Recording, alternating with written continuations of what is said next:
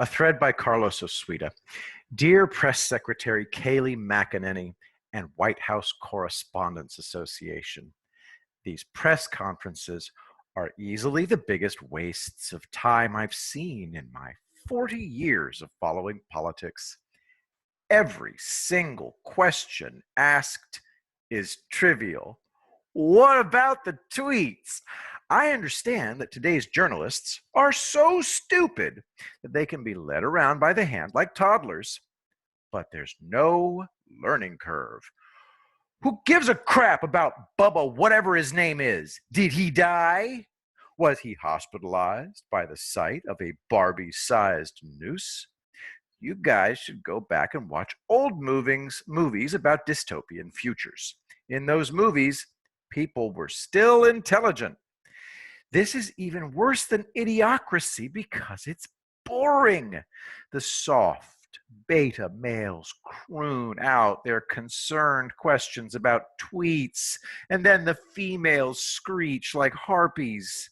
But everything they're asking about has no content.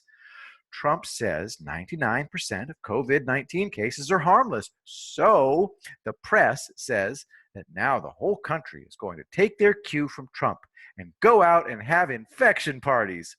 But wait, they already did. The protests that you imbeciles cheered on. So now we have a higher infection rate, but it's Trump's fault. Should Trump have ordered the Air Force to strafe the crowds to prevent the spread of COVID-19? Well, they're protesting for justice. And Lady Justice said, "Here's a nice infection for you, kids." And the press said, "Tweets, horrible tweets."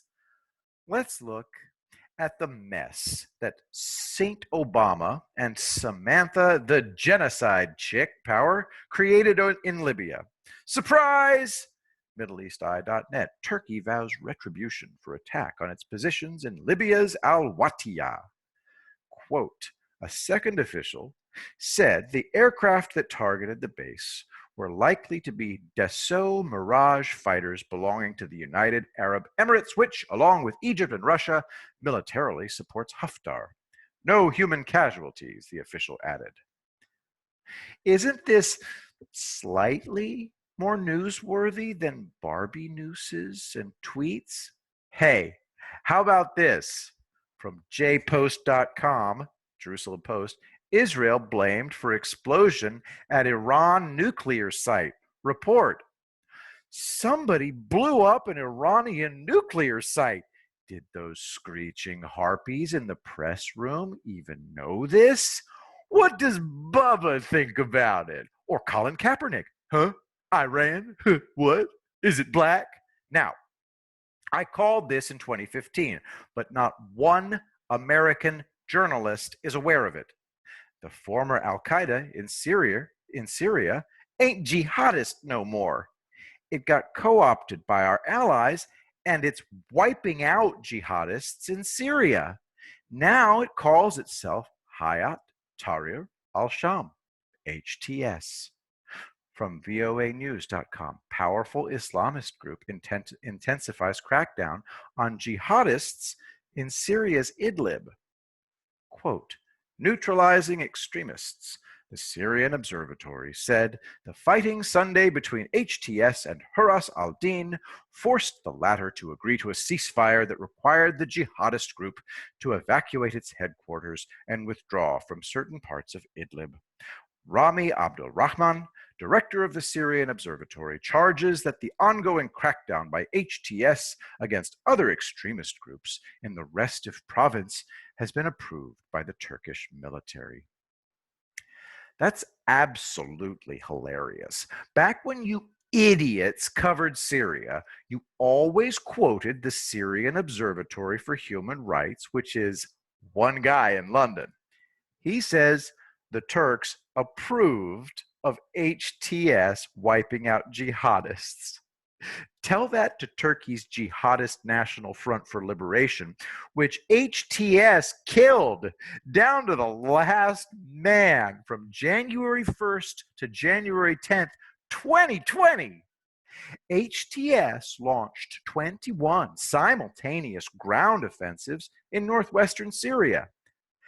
They had air support. The National Front for Liberation abandoned all their vehicles and weapons and tried to flee on foot. Almost all were killed. Here's a member of HTS. What the hell is he wearing? While the American press croons and screeches about tweets and Barbie nooses and Confederate battle flags, the big wheel keeps on spinning. Today, I listened to Kayleigh McEnany and then fast-forwarded through all the questions. I liked the pasty grub with steamed-up glasses. What does Bubba think? He doesn't. The country is bifurcating into the sentient and those who simply do what they're programmed to do. We outnumber you by 3-1 at least. When you wake up to a second Trump term, just remember, all your little wind-up assemblages in the press room helped it happen. So did Bubba.